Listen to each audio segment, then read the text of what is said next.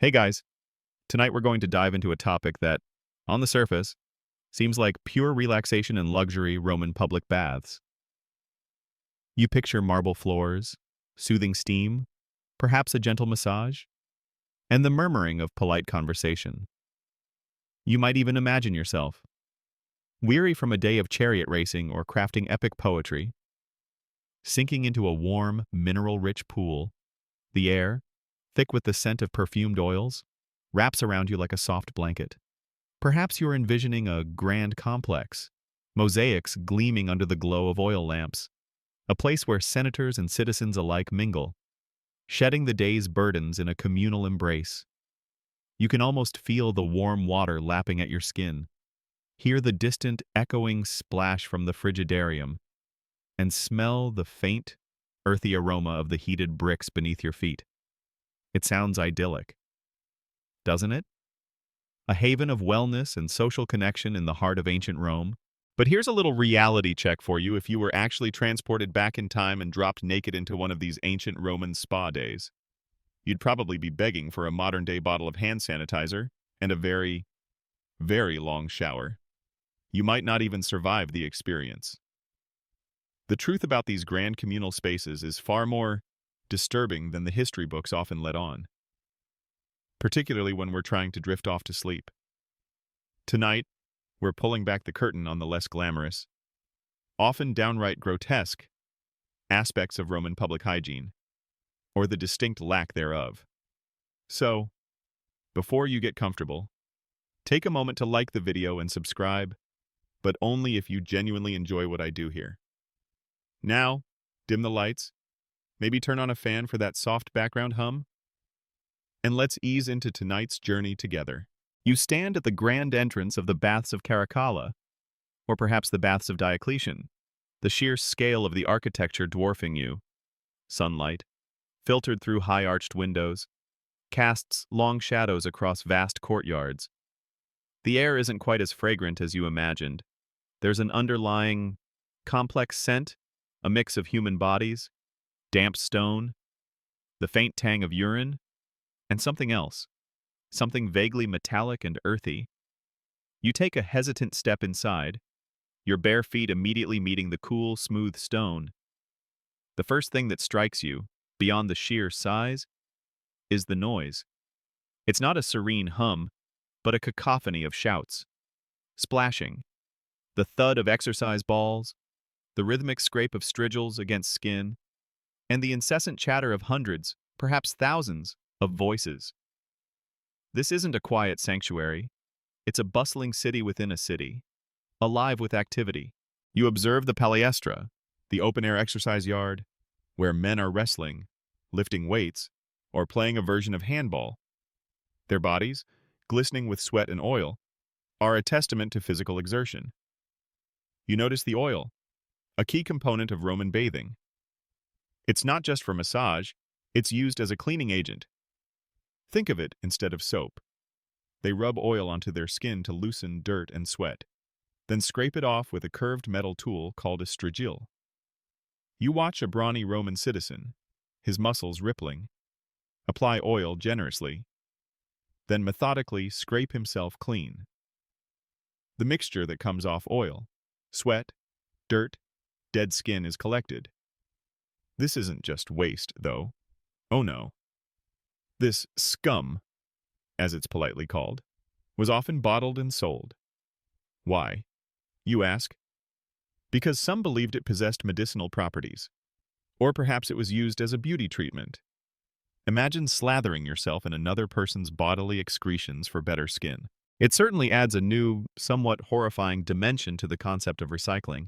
As you wander deeper, you pass through the apoditerium, the changing rooms.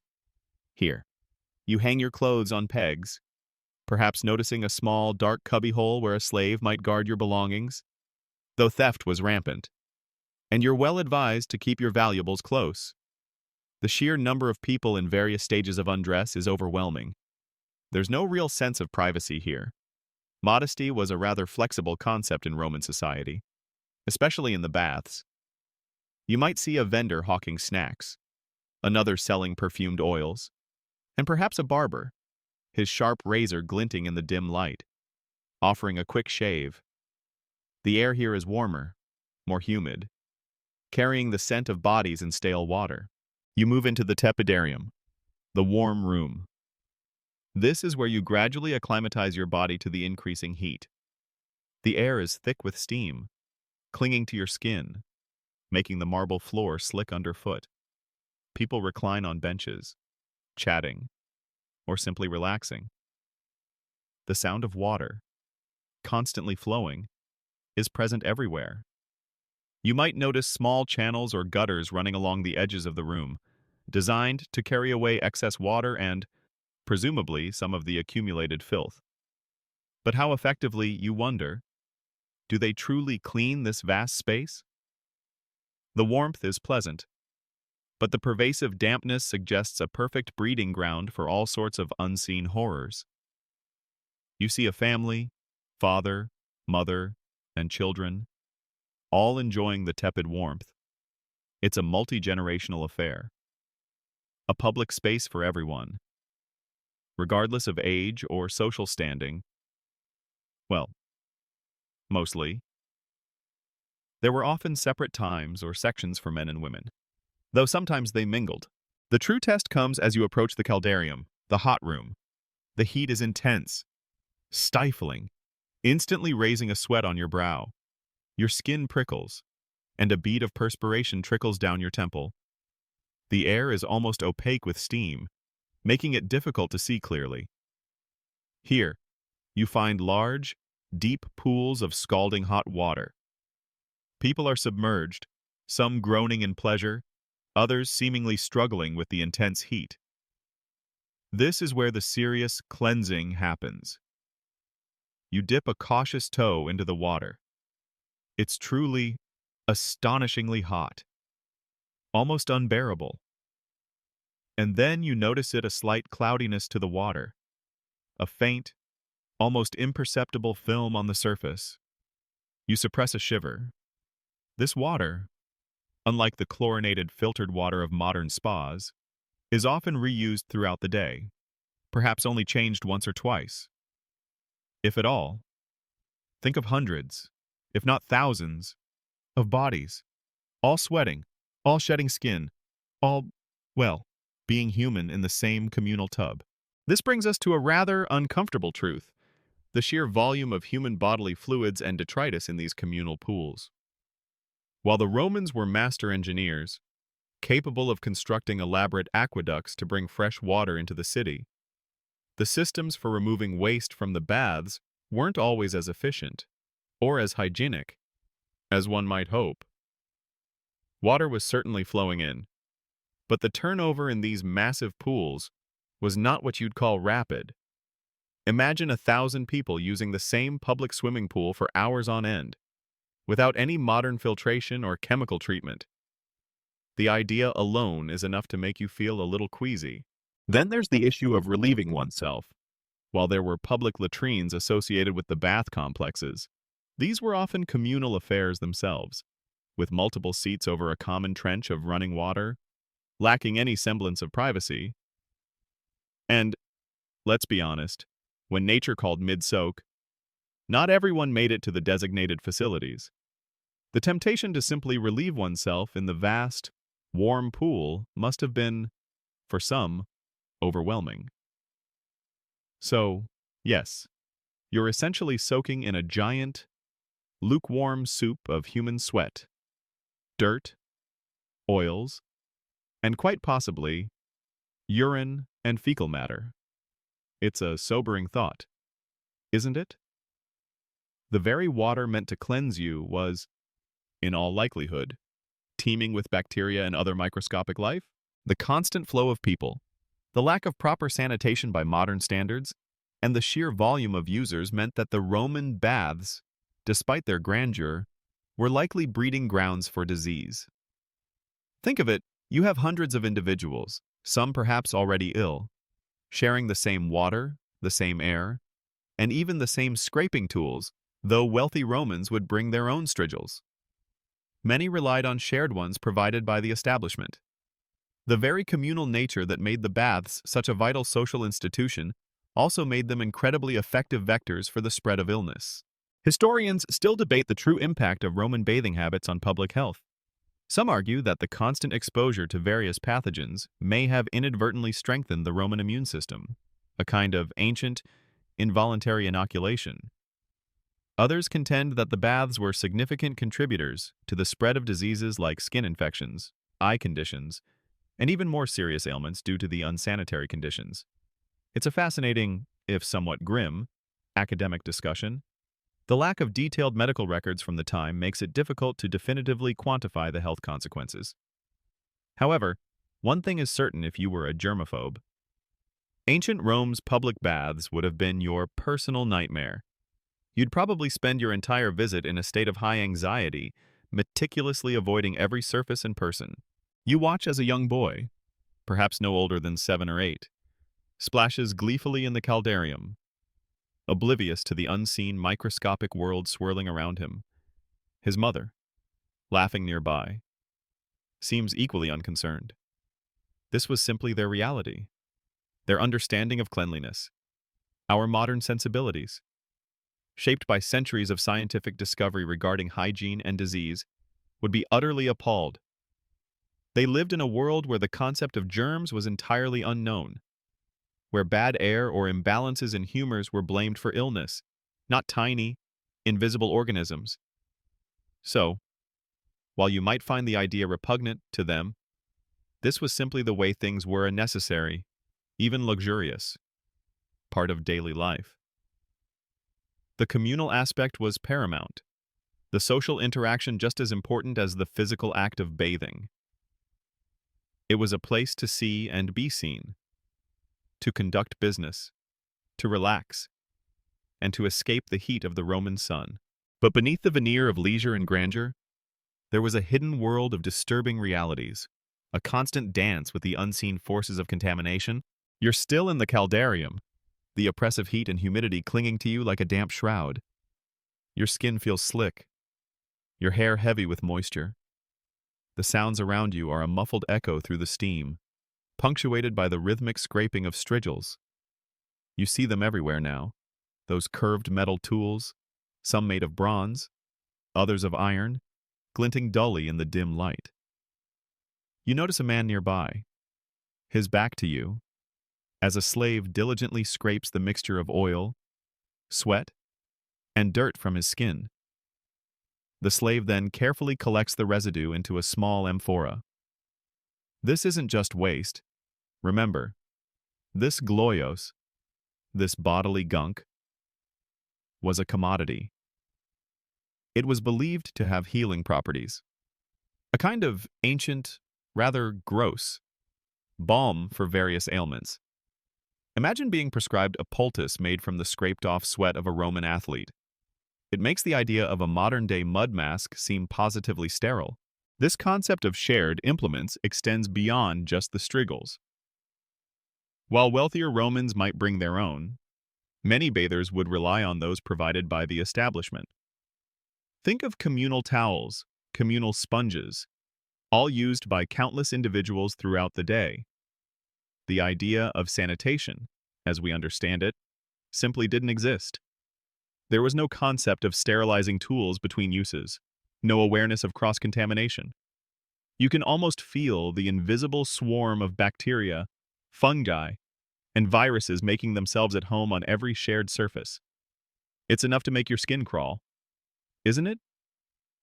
A quick dip in the communal water might have been the least of your worries when considering the shared implements. As you step out of the caldarium, relieved to escape the intense heat, you move towards the laconicum or sudatorium, a drier, even hotter room designed to induce more profuse sweating. Here, the air feels like it's baking you from the inside out. You see people sitting on stone benches, their faces flushed, sweat pouring down their bodies. The purpose is clear: to sweat out impurities.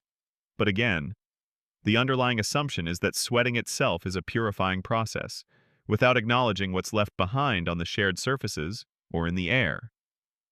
The sheer volume of human exhalation in such an enclosed, hot space, combined with the aerosols from thousands of people sweating, coughing, and breathing, creates an environment that would send modern public health officials into a panic. You notice the floors, slick with condensation and droplets of sweat. People walk barefoot, their feet tracking whatever microorganisms they pick up from one room to the next. The lines between what is clean and what is dirty become incredibly blurred. There's no separate wet area or dry area in the way modern gyms or spas differentiate. Everything is communal. Everything is shared. It truly highlights a vastly different cultural understanding of personal space and public hygiene. Beyond the physical dirt and the constant presence of bodily fluids, there's another, more subtle, layer of discomfort. The social dynamics. The baths were a place where all strata of Roman society mixed, at least ostensibly. Senators might rub shoulders with slaves, merchants with soldiers. This sounds democratic, doesn't it? A great equalizer? But in reality, it also meant that diseases from the poorest, most marginalized members of society could easily spread to the most affluent. There was no escaping the communal nature of the place. You are constantly surrounded, constantly exposed. One peculiar aspect often overlooked is the sheer noise and activity. This isn't a silent, meditative experience. Imagine the combined sounds of hundreds of conversations, merchants hawking their wares, the grunts of wrestlers, the splashing, the scraping of strigils, and even the occasional bawling child. The Roman philosopher Seneca famously complained about the din from the baths outside his apartment. "I hear the grunts of the bodybuilder as he exercises and exhales, or the sharp hissing of the masseur's hand as it pummels a client. I hear the shouts of the vendors, the hair plucker with his piercing cries, and the various cries of those selling drinks and sausages." This vivid description paints a picture far removed from the serene spa experience we might imagine. It was a bustling, chaotic, and often very loud place, which could certainly disrupt any attempt at peaceful slumber. Now, let's talk about the water itself in those large pools. While aqueducts brought fresh water from distant sources, ensuring a continuous supply to the baths, the sheer volume of water required for these massive complexes meant that it wasn't constantly refreshed and completely drained. Think of the enormous effort involved in heating and refilling these colossal pools. The water was often topped up and filtered to some extent through rudimentary systems, but it wasn't replaced entirely with every new batch of bathers. So, the water you were swimming in had, in all likelihood, been shared by hundreds, if not thousands, of individuals before you. Historians still debate the specific filtration methods used in Roman baths and their true effectiveness. Some evidence suggests the use of settling tanks and channels designed to trap larger particulate matter, but nothing akin to modern chemical filtration or UV sterilization. So, while visibly clearer, the water would still have been a rich, microbial broth. Imagine the sheer volume of skin cells, hair, and other organic matter shed into these pools day after day. It's like a perpetually stewing human soup. And what about the less visible contaminants, bacteria, viruses, parasites? All would have thrived in the warm, stagnant-ish water. Pink eye, skin infections, even intestinal parasites could have been easily transmitted. You're essentially stepping into a giant, shared petri dish. And it wasn't just human bodies in the water. We tend to romanticize the cleanliness of ancient cities, but Rome, despite its marvels, was not a hygienic place by modern standards. Rats, mice, and various insects would have been omnipresent, drawn to the warmth and moisture of the bath complexes. And undoubtedly, some of them would have found their way into the water channels or even the pools themselves. The occasional dead rodent floating by would have been a rather grim surprise for a bather. The thought alone is enough to make you feel a little queasy, isn't it? It adds a whole new layer of natural ingredients to your bath water. Then there's the concept of communal hygiene tools. Beyond the shared strigils, imagine the general state of the latrines. While they had running water underneath the seats, the concept of toilet paper didn't exist. Instead, Romans used a shared sponge on a stick, known as a xylospongium, which would be rinsed in a communal channel of water after each use. You shudder at the thought. The idea of sharing such an intimate tool with countless strangers is truly a testament to a vastly different understanding of personal boundaries and germ theory. This practice, while seemingly practical for the time, exemplifies the stark contrast between ancient and modern hygiene. The baths were also places where hair removal was common. You might see a hair plucker, or a lipilarius, at work, using tweezers or sticky resin to remove unwanted body hair. The screams of clients undergoing this painful procedure would add to the overall sensory overload of the baths. Again, the sharing of tools, the direct contact with skin, and the potential for open pores or small cuts would have presented another pathway for the spread of infections. It highlights how even seemingly minor details contributed to the overall lack of sanitation that pervaded these grand structures. And let's not forget the sheer physicality of the experience. After your various dips, you might undergo a massage, often quite vigorous, sometimes involving specialized oils and ointments. But again, you have to consider the hands of the masseur, moving from one body to another, potentially transferring whatever lingering microbes were present. While massages were undoubtedly relaxing, they were also another point of potential cross-contamination in a highly communal, unsterile environment. So, while the architectural grandeur of the Roman baths still inspires awe, it's crucial to peel back the layers and understand the unsettling realities of their daily operations. The constant mingling of thousands of people, the reliance on shared, unsterilized tools, the questionable water quality, and the overall lack of modern sanitary practices paint a picture far removed from a pristine spa experience. It was a vibrant, vital social hub.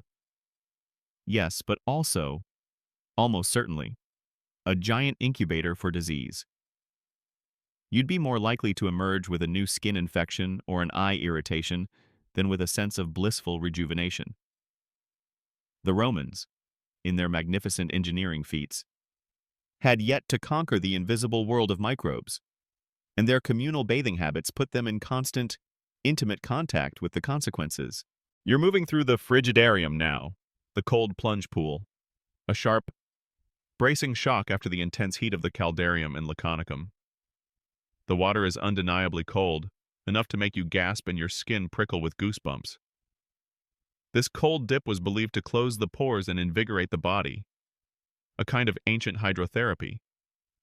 You watch as a burly Roman, his body steaming slightly from the residual heat, plunges in with a hearty splash, emerging moments later, red-faced but seemingly refreshed.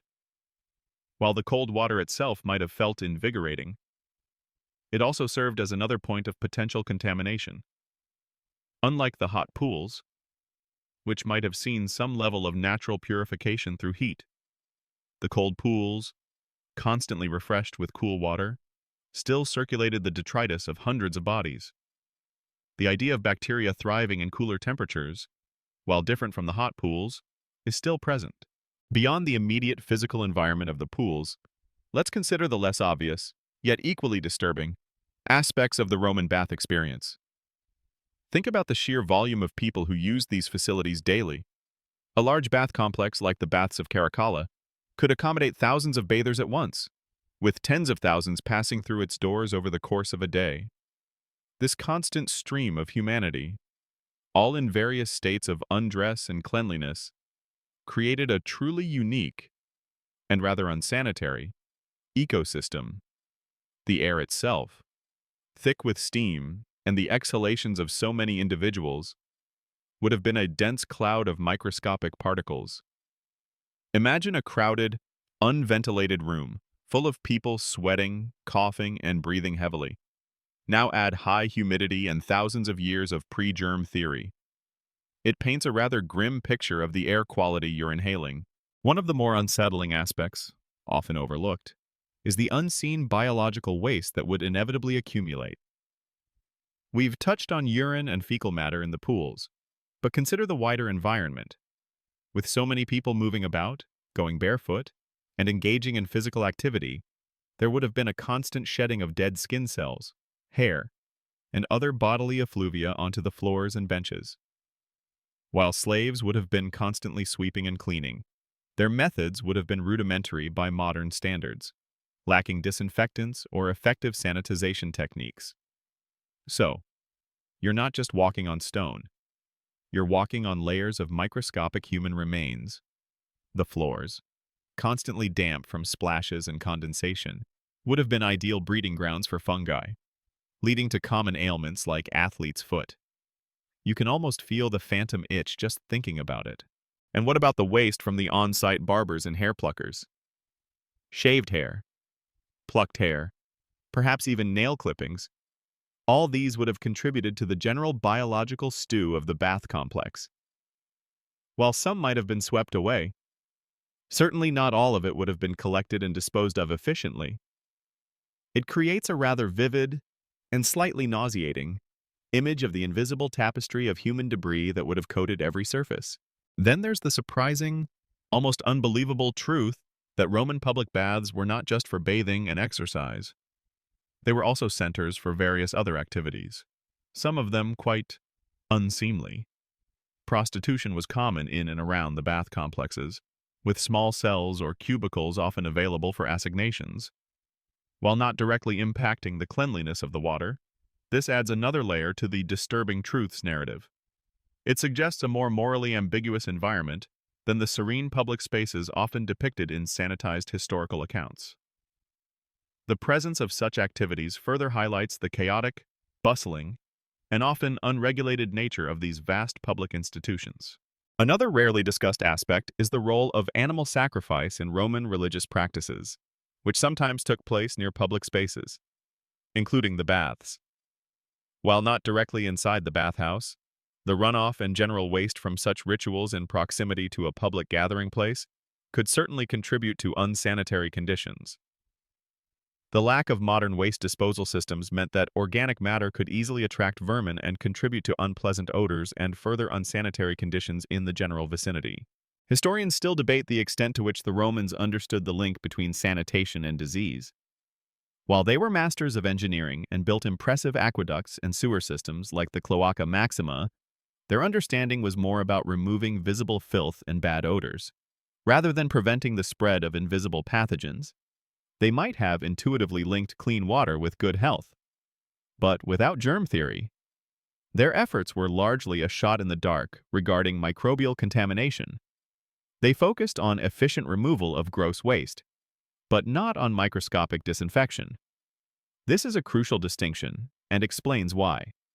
Despite their advanced infrastructure, the baths remained breeding grounds for various ailments. Consider the common ancient Roman diet. While varied, it often included less thoroughly cooked food than modern diets and lacked rigorous refrigeration. This, combined with the communal eating areas often found within or near bath complexes, meant that foodborne illnesses could easily circulate. Imagine preparing and consuming food in an environment teeming with thousands of people and questionable hygiene. It's a recipe for digestive distress, to say the least. Vendors would be selling snacks, drinks, and even full meals, often prepared on site in conditions that would make a modern health inspector faint. The sheer humanity of the baths, the constant skin-on-skin contact, the shared air, the lingering moisture, the lack of private space, and the rudimentary understanding of microbiology all coalesced to create an environment that was, frankly, a biological free-for-all. You can almost feel the invisible particles settling on your skin, entering your respiratory system with every breath. It's a subtle form of discomfort, not a dramatic danger, but a pervasive, almost inescapable sense of being constantly exposed. It's easy to romanticize ancient Rome, to marvel at its architectural prowess and its cultural achievements. But the truth is, daily life, even in its most seemingly luxurious forms like visiting the public baths, was fraught with uncomfortable realities. The convenience and social benefits of the baths came at a significant, though largely unrecognized by the Romans themselves, cost to public health and personal hygiene. You leave the frigidarium, chilled, but perhaps not quite refreshed, with a new, rather visceral, understanding of what it truly meant to be clean, or rather, not so clean, in ancient Rome. The echoes of splashing water and muffled chatter fade behind you, leaving only the unsettling image of what truly lay beneath the surface of Roman luxury. You're now moving away from the main bathing halls, perhaps heading towards one of the smaller, more specialized rooms, or perhaps just seeking a moment of relative quiet amidst the constant din. The air still carries that unique scent, a blend of damp stone, human bodies, and an underlying, indescribable musk that seems to permeate everything. Your bare feet, still slick from the frigidarium, feel the subtle unevenness of the ancient floor. You might catch a glimpse into a side chamber, perhaps a library where scrolls are carefully stored, or a smaller lecture hall where philosophers might hold forth. The Roman baths weren't just for washing, they were indeed multifaceted community centers. This multifaceted nature, however, brings its own set of disturbing truths. Think of the sheer variety of human interactions taking place within these walls. Beyond bathing and exercise, there was gambling, often in designated areas, with the clatter of dice and the murmur of bets. There were also various forms of entertainment, from musicians and singers performing in common areas to perhaps even acrobats or jugglers. While this sounds lively and engaging, it also means a constant churn of people, each bringing their own level of personal hygiene, or lack thereof, into the shared space. Imagine the card games, the handling of shared gaming pieces, the communal touching of surfaces, each interaction a potential pathway for germ transmission. One particularly grim aspect, often omitted from romanticized histories, is the presence of death within the baths. While not commonplace, accidental drownings in the deep pools were known to occur, particularly for children or the elderly, who might slip on the wet floors. More unsettlingly, given the sheer volume of people and the relaxed security, the baths were also occasional sites of petty crime, altercations, and even, rarely, more serious violence. The very openness and communal nature that defined the baths could, at times, make them vulnerable. You might not see it, but the possibility always lingered beneath the surface of the bustling activity. And then there's the truly disturbing truth about where all that water went and what it was used for on its way out. While fresh water flowed in from aqueducts, the wastewater from the baths, laden with all the accumulated human detritus, didn't simply vanish. It flowed through complex drainage systems and often served a secondary purpose before being discharged into the main sewers or nearby rivers. This secondary use was, for lack of a better term, rather agricultural. The nutrient-rich wastewater, brimming with organic matter, was often channeled to fertilize nearby fields or gardens. While seemingly efficient from an ancient perspective, it means that the very water you were bathing in could end up nourishing the food you might eat later.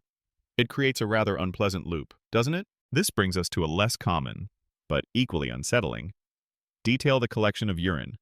While not directly from the baths' pools, Roman public latrines, often attached to bath complexes, were places where urine was collected. It wasn't just waste, it was a valuable commodity. Its ammonia content made it excellent for cleaning clothes, ancient dry cleaning, tanning leather, and even for whitening teeth, a very strange form of mouthwash, to be sure. So, the output of human bodies from within the bath's sphere of influence had a surprising, industrial afterlife. It's a testament to the Roman ingenuity and resourcefulness, even if the resources were rather unconventional by modern standards. Historians still debate the true effectiveness of the Roman sewer systems in managing public health. While impressive in their engineering, they were open systems, prone to blockages, and certainly not sealed environments. This meant that the waste, even when carried away, could still contribute to airborne pathogens or attract vermin, especially in areas where open channels were used. The glorious image of Roman engineering often overshadows the practical, and often odorous. realities of waste management in a densely populated ancient city. You watch a vendor skillfully peeling an apple, his hands, perhaps, not as clean as they could be, before handing it to a waiting customer. Food hygiene, as we know it, simply didn't exist. There were no refrigeration units, no food safety regulations, no hand-washing mandates. The bustling environment of the baths, with its constant foot traffic and open-air food stalls, would have been a prime location for the spread of foodborne illnesses. A simple snack could turn into a day of severe stomach distress, an unwelcome souvenir from your relaxing bath day. Consider also the sheer lack of privacy. While we've discussed communal nudity, it extends beyond that. The baths were places where business was conducted, deals were struck, and gossip flowed freely. There were often no quiet corners for truly private conversation. Every interaction, every movement, was open to public scrutiny. For those who valued solitude or personal space, the Roman baths would have been an overwhelming sensory and social experience. You are constantly observed, constantly part of the crowd, with little respite from the collective human presence. Even the lighting in some areas could be unsettling. While major halls might have been bathed in natural light, many inner chambers, especially those dedicated to massage or certain social activities, would have relied on oil lamps. The flickering, smoky light, combined with the steam, would have created an atmosphere of shadows and indistinct forms. This dimness, while perhaps conducive to relaxation for some, could also have concealed dirt, grime, or other unsettling sights. The lack of bright, illuminating light might have allowed certain unpleasant realities to remain in the shadows, just out of clear view. Finally, think about the sheer maintenance required for such massive structures. The constant heat, the dampness, the thousands of bodies, the accumulation of mineral deposits from the water. All these factors contributed to wear and tear. Slaves and laborers would have been constantly cleaning, repairing, and maintaining the baths, often working in incredibly hot, humid, and unsanitary conditions themselves. Their labor, often unseen and unappreciated, was essential to the functioning of these grand complexes, yet it came at a significant personal cost to their health and well-being. The grandeur of Roman leisure was built on a foundation of often arduous, and sometimes dangerous, labor. So, as you continue your journey through the Roman baths, what started as a seemingly luxurious and inviting experience slowly reveals its layers of uncomfortable truths. The grandeur and social vitality are undeniable, but they are inextricably linked with a profound lack of modern hygiene, a casual disregard for personal space, and an unwitting embrace of conditions that would make most modern individuals recoil. It truly was a different world, where the very act of seeking cleanliness exposed you to a multitude of hidden, disturbing realities. You've made it this far, navigating the steam, the crowds, and the unsettling reality of communal Roman hygiene. Now, as you prepare to move to the natatio, the large open-air swimming pool, the sheer scale of the complex continues to impress, even as your growing awareness of its less glamorous aspects adds a layer of discomfort. The sun shines brightly on the shimmering water of the natatio, inviting you to take a refreshing dip. But your earlier observations linger, casting a slight shadow over the seemingly idyllic scene. This grand pool, while beautiful, is still part of the same interconnected system, still subject to the same challenges of ancient sanitation. Consider the sheer lack of filtration as we understand it today. While fresh water continuously flowed into the natatio, and overflow channels helped to move older water out. There were no mechanical pumps, no chemical treatments like chlorine, and no sophisticated sand filters. This meant that any impurities, whether from the environment, from the bathers themselves, or from the simple wear and tear of the stone, remained in the water for extended periods. You might see leaves, dust, or even small insects floating on the surface, undisturbed by any modern cleaning apparatus. It's a natural pool, perhaps, but one shared by hundreds, if not thousands, of human bodies. This brings us to a rather pervasive, yet often unacknowledged, problem in Roman public spaces: parasites. With communal water, rudimentary waste disposal, and a general lack of understanding about microscopic organisms, parasitic infections would have been incredibly common. Think of intestinal worms, giardia, or other waterborne parasites. These microscopic nuisances could easily spread through contaminated water or through the indirect contact of shared surfaces. While not immediately visible, the potential for internal guests to take up residence in your digestive system was a very real and rather disturbing possibility after a day at the baths. You might emerge feeling physically clean, but internally, you could be hosting an entirely new ecosystem. Another unsettling reality often ignored is the presence of vermin. Despite the efforts of slaves and the grandeur of the architecture, ancient Roman cities, including their public buildings, were not free of pests. Rats, mice, and various insects would have been attracted to the warmth, moisture, and discarded organic matter found in and around the baths. While you might not see them directly in the main pools, the sheer volume of hidden pipes, drains, and dark corners would have provided ample habitat for these creatures. The occasional scuttling sound in the shadows, or the unsettling discovery of droppings, would be a grim reminder that you were sharing this magnificent space with a less glamorous and certainly less hygienic clientele. The very construction materials contributed to some hidden issues. While marble and stone were durable and impressive, they are also porous. Over time, in conditions of constant dampness and human contact, these materials could absorb moisture, organic matter, and even mold. While slaves would scrub surfaces, the deeper penetration of grime and biological growth would be impossible to remove with ancient methods. So, the seemingly pristine marble you admire might, on a microscopic level, be teeming with unseen life, lurking beneath the polished surface. It's a silent, invisible layer of grime that accumulates over decades, even centuries. Consider the various treatments offered within the baths that would send shivers down a modern spine. We've mentioned the gloios from Strigils, but what about the less conventional medicinal practices? Roman medicine, while advanced in some areas, also included practices that relied on rather unhygienic substances. For instance, some remedies involved animal excrement or various forms of bodily fluids. While these might not have been applied in the main pools, the general proximity of such practices within the broader bath complex adds another layer to the overall environment of questionable hygiene. You'd encounter individuals who had just undergone such treatments, contributing to the general miasma of smells and potential contaminants. Historians still debate the efficacy and prevalence of various medical procedures within the baths themselves.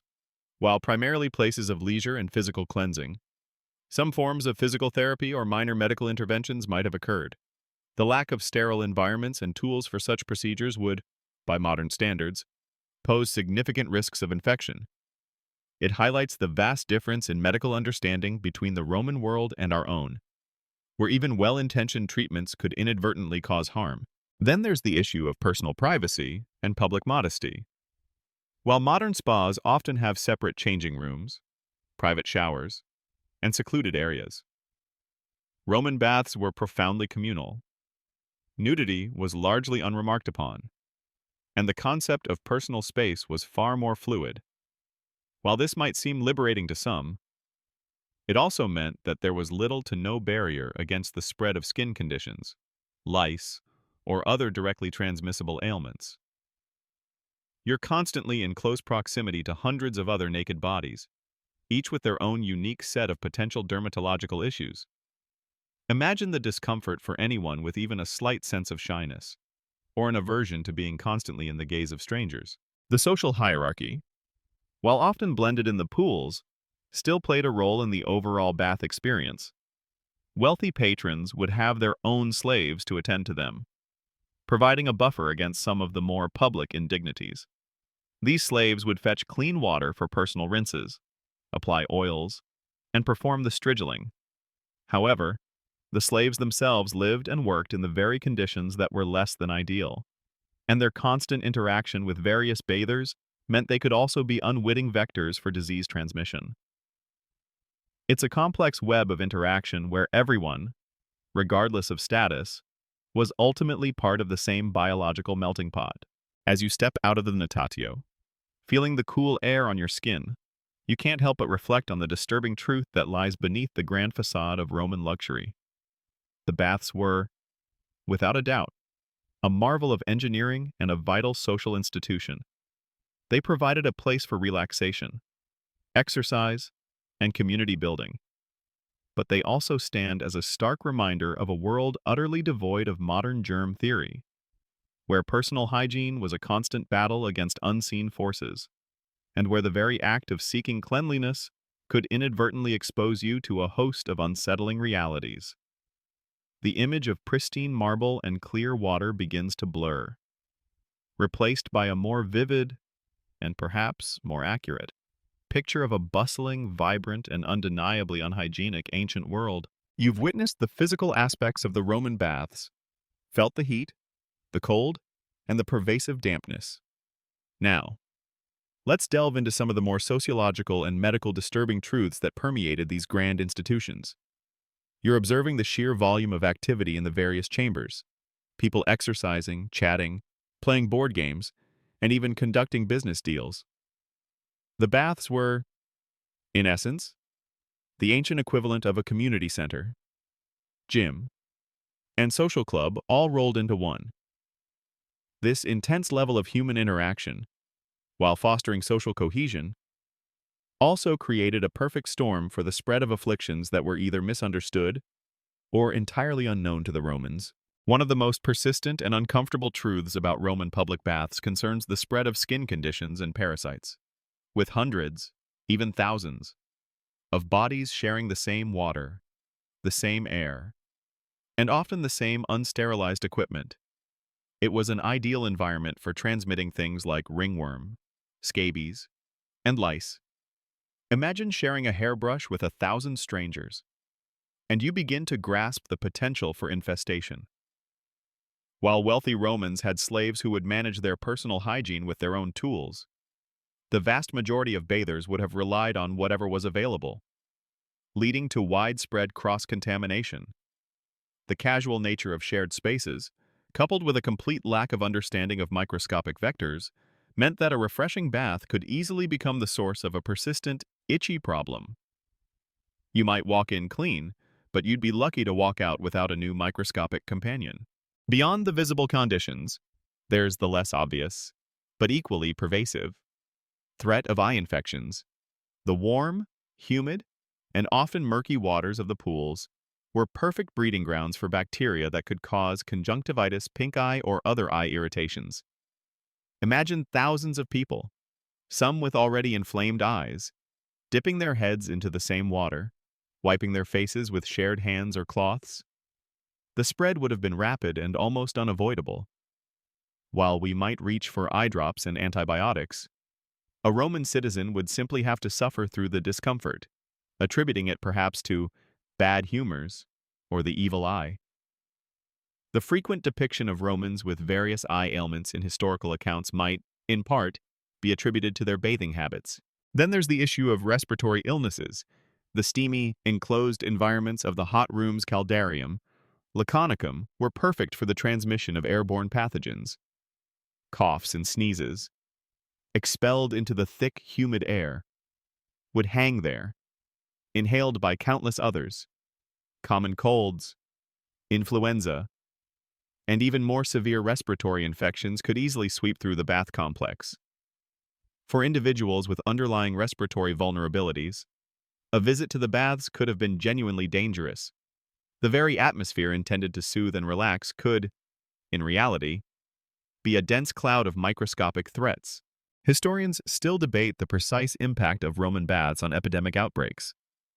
While direct evidence linking a specific epidemic to bath usage is scarce, the conditions within the baths, high population density, communal water use, shared equipment, and limited sanitation knowledge, align perfectly with modern understanding of how infectious diseases spread. It's plausible, if not probable, that the baths acted as significant hubs for disease transmission. facilitating the rapid movement of pathogens throughout the urban population. The very social function of the baths, bringing people together from all walks of life, inadvertently made them highly efficient vectors. Consider the role of slaves within the bath complexes. Thousands of slaves would have worked tirelessly, managing the fires that heated the water, cleaning the enormous spaces, assisting bathers, and maintaining order. These individuals often lived and worked in harsh conditions, with little access to proper medical care. Their constant exposure to a multitude of bathers, many of whom might be unknowingly carrying illnesses, would have made them particularly vulnerable to disease. Moreover, any infections they contracted could then be inadvertently spread to the patrons they served. The luxury of the Roman bather was, in many ways, built upon the potentially compromised health of its enslaved workforce. The Roman approach to personal hygiene was inherently different from ours. Their concept of cleanliness was more about removing visible dirt and odors, achieving a sense of physical invigoration, rather than sterilizing surfaces or eliminating microscopic organisms. The idea of germs was millennia away. So, while they diligently scraped off sweat and oil, and basked in the warmth, they were utterly unaware of the invisible wars being waged on a microscopic level within their beloved public spaces. This fundamental lack of understanding is perhaps the most disturbing truth of all, as it underpinned all the other sanitary shortcomings. Even the architecture itself, while magnificent, posed certain problems. The elaborate system of hypocausts underfloor heating created warm, dark, and often damp spaces beneath the marble floors, ideal environments for pests and various forms of biological growth. While these areas were generally inaccessible to bathers, the fact that they were part of the living, breathing structure of the baths meant that they contributed to the overall microbial environment, the very genius of Roman engineering. In some ways, inadvertently created hidden breeding grounds for the unseen. The communal nature of bathing also extended to the practice of urinating in shared pots, or even directly into the drains of the latrines that were connected to the baths. As mentioned before, urine was collected for its ammonia, but the process of its collection and handling was far from hygienic. The odors, the potential for spills, and the overall lack of containment for human waste would have contributed to the general miasma of the baths, and provided yet another vector for the transmission of diseases, particularly those related to the urinary tract or digestive system.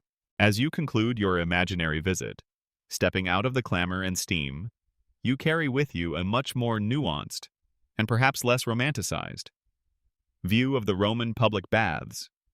They were extraordinary feats of engineering and vital social institutions, reflecting the ingenuity and communal spirit of one of history's greatest civilizations. Yet, beneath the grand arches and shimmering pools, lay a series of disturbing truths: a lack of understanding about disease transmission, widespread sharing of unsterilized implements, a constant mingling with unseen parasites and pathogens, and a pervasive environment of human bodily effluvia.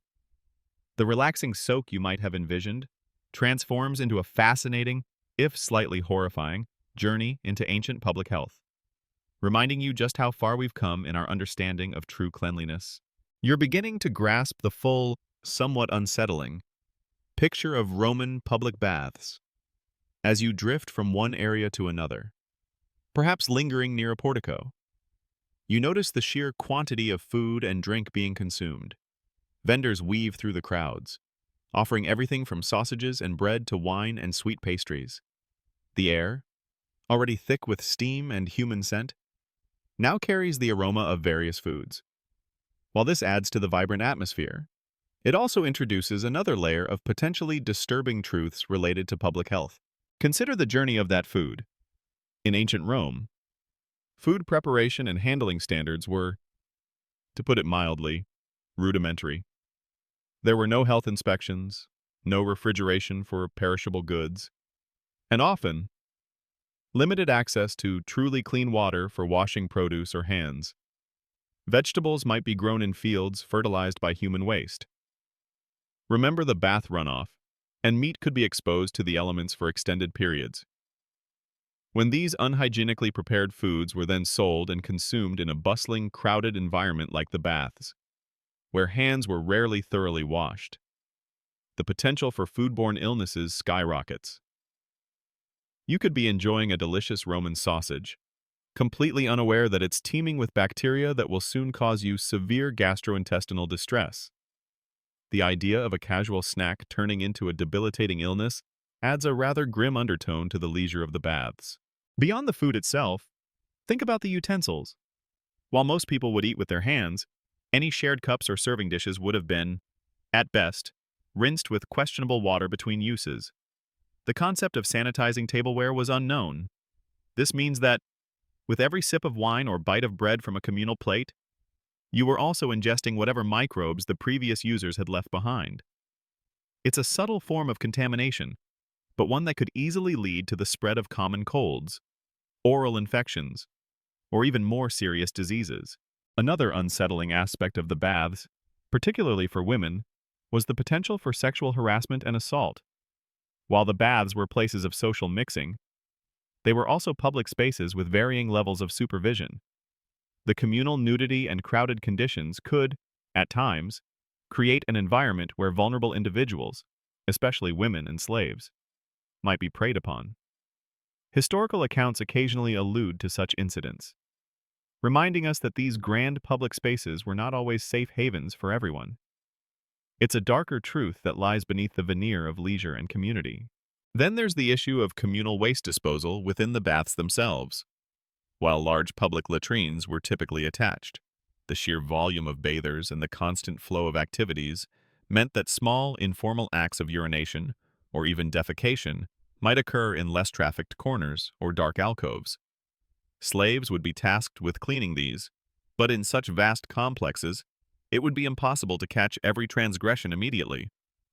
The lingering odors and the unseen biological residue would contribute to the overall lack of pristine cleanliness, making the atmosphere more akin to a bustling, unhygienic public market than a serene spa. Historians still debate the specific regulations and enforcement regarding cleanliness within the Roman baths. While there were undoubtedly rules about behavior and maintenance, their effectiveness would have varied greatly depending on the individual bath manager and the resources available. It's likely that many of these regulations were more about maintaining order and appearance than about preventing the spread of disease, a concept largely unknown to them. So, while edicts might have been in place, the practical reality on the ground was often far from ideal. Consider the psychological impact of constant communal nudity and lack of privacy, while the Romans were accustomed to it. For many individuals, even in ancient times, this level of exposure might have been uncomfortable. The inability to escape the gaze of others, the constant awareness of being surrounded by hundreds of naked bodies, could lead to a subtle form of sensory and social fatigue. It's a far cry from the private, secluded experience often sought in modern spas. You are always part of the collective, with very little opportunity for genuine solitude.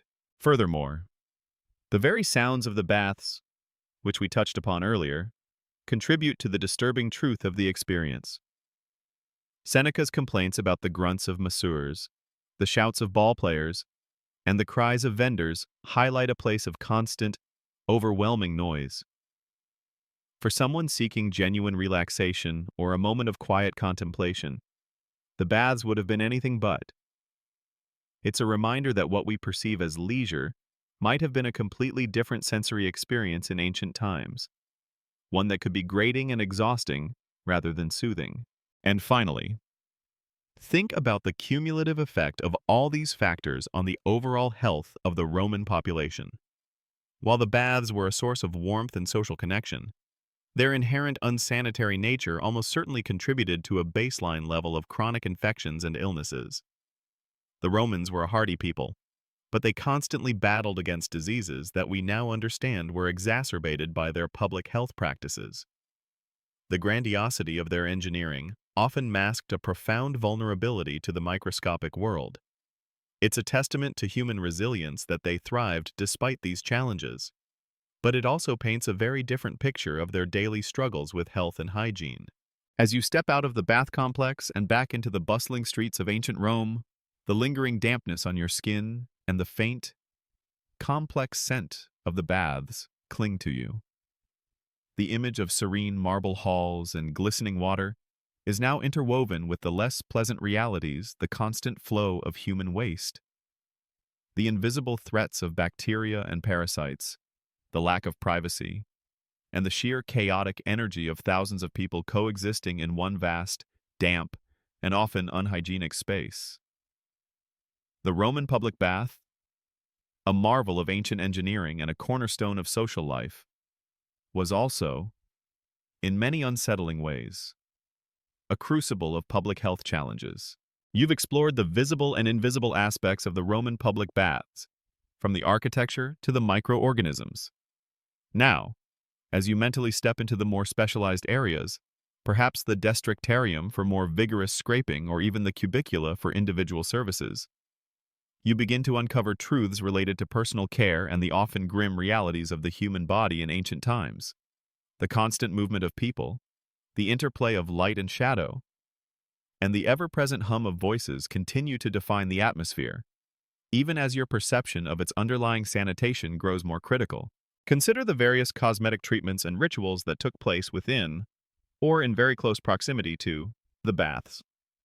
While we've touched on hair plucking, Romans also used various lotions, unguents, and perfumes. Some of these ingredients were benign, based on natural oils and herbs. Others, however, were less so.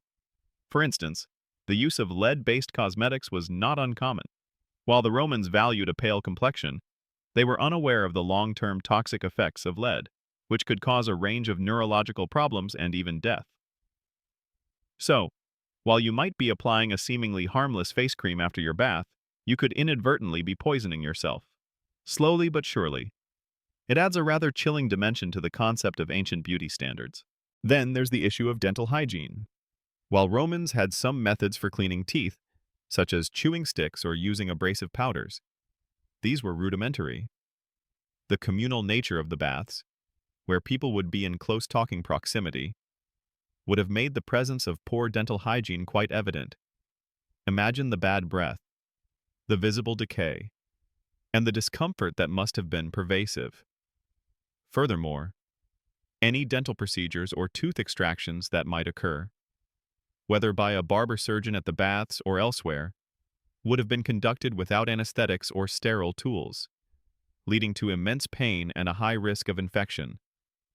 The thought of a toothache in ancient Rome, exacerbated by the unsanitary bath environment, is enough to make anyone wince. A particularly grim, yet fascinating detail is the Roman fascination with gladiatorial contests, and how their aftermath sometimes intersected with the baths. While not directly in the baths, the popularity of these spectacles meant that injuries, and even death, were common. It's theorized that some Roman medical practices, including the treatment of wounds, might have occurred in makeshift facilities near public spaces. The proximity of serious injuries and the handling of bodily fluids in an unsterile environment would certainly contribute to the overall potential for disease transmission within the urban fabric, and by extension, impact the health of bathgoers. Historians still debate the extent of medical treatment available directly within the Roman bath complexes. While some physicians might have set up stalls to offer consultations or minor procedures, the idea of a dedicated, sterile medical facility was far off. Most treatments would have been basic, involving herbal remedies or simple surgical interventions, all performed without modern understanding of infection control.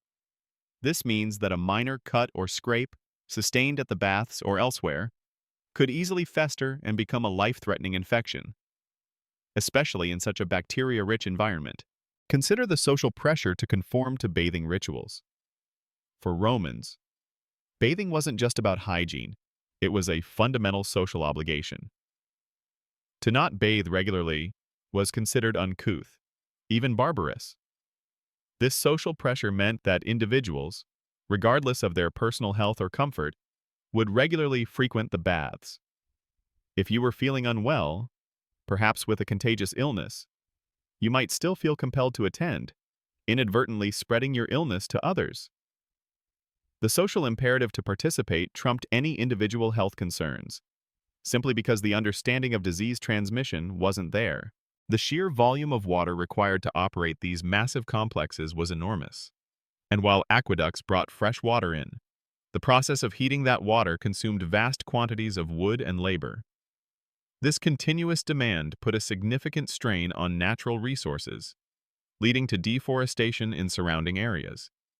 So, the luxury of a Roman bath came with an environmental cost, a kind of ecological disturbance that, while not directly impacting the bather, was a disturbing consequence of their lifestyle. It's a subtle truth, but one that highlights the broader impact of ancient Roman practices. Then there's the personal waste generated by the bathers themselves, beyond the general communal grime. Imagine the small, personal acts of spitting, blowing noses, or even the accidental vomiting that might occur in a crowded, hot environment. While slaves would clean constantly, the immediate aftermath of such events would contribute to the unsanitary nature of the space. These fleeting, often discreet, human actions collectively built up a very unhygienic environment. You are, in essence, constantly sharing in the microscopic detritus of thousands of strangers. The Roman fascination with exercise and physical culture within the baths also had its downsides. Vigorous activities, wrestling, and ball games would lead to falls, scrapes, and minor injuries. In an environment teeming with bacteria, even a small cut could quickly become infected. There was no concept of antiseptic wipes or immediate wound cleaning as we know it. A simple tumble could lead to a serious medical issue. As your imaginary journey through the Roman public baths draws to a close, you are left with a more complex and, frankly, more disturbing impression. The grand architecture, the social vibrancy, and the sheer scale of these ancient institutions are undeniable marvels. Yet, beneath the surface of this perceived luxury lies a world where personal hygiene was a constant battle, where unseen pathogens lurked in every communal pool and shared tool, where social norms could override common sense regarding health, and where the very act of seeking cleanliness could expose you to a myriad of discomforts and even dangers. It's a reminder that history, in its rawest form, is often far less glamorous and far more unsettling than we initially imagine.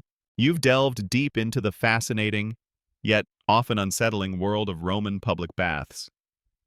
As your journey nears its end, you find yourself contemplating the more obscure, almost forgotten, aspects that add to the tapestry of disturbing truths. You've navigated the steamy rooms, the bustling crowds, and the invisible threats, but there are still layers to peel back, revealing just how starkly different Roman notions of hygiene were from our own. Consider the concept of time and public health. In ancient Rome, the baths were often open from morning until late afternoon or early evening. This meant that the same water, the same surfaces, and the same air would be shared by multiple shifts of bathers throughout the day. While water was constantly flowing in, and some basic cleaning occurred, there was no routine, thorough closing down and sanitizing process in the way modern public facilities operate.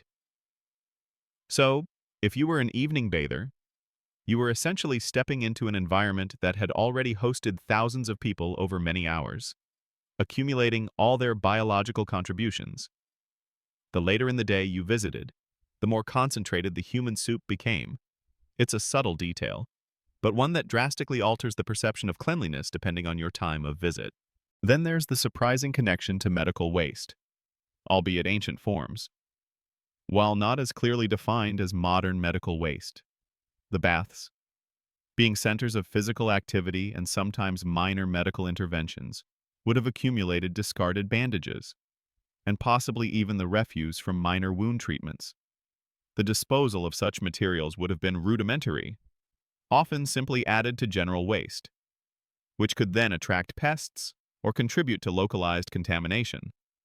The boundary between a place of leisure and a potential site for the disposal of biohazardous material was far blurrier than we might imagine. A truly peculiar and rather disturbing fact involves the use of communal sponges not just for latrines, but sometimes for general washing. While wealthy individuals brought their own, It wasn't uncommon for bathers to share large, coarse sponges that were left in the pools or near washing basins. These sponges, constantly wet and used by countless hands and bodies, would have been teeming with bacteria and fungi. The idea of rubbing a communal, perpetually damp sponge all over your body to cleanse yourself is a vivid example of ancient hygiene's limitations. It makes you appreciate your own personal, dry, and regularly replaced loofah. And what about the presence of animal blood? While direct animal sacrifice wasn't usually performed inside the main bathing halls, it was a common practice in Roman society.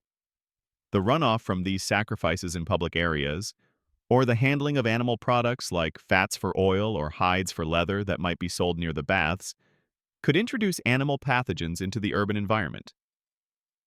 While perhaps not a direct threat within the pool itself, the overall context of ancient Roman urban hygiene meant that various forms of contamination were always a stone's throw away, impacting the general health of the populace who then frequented the baths.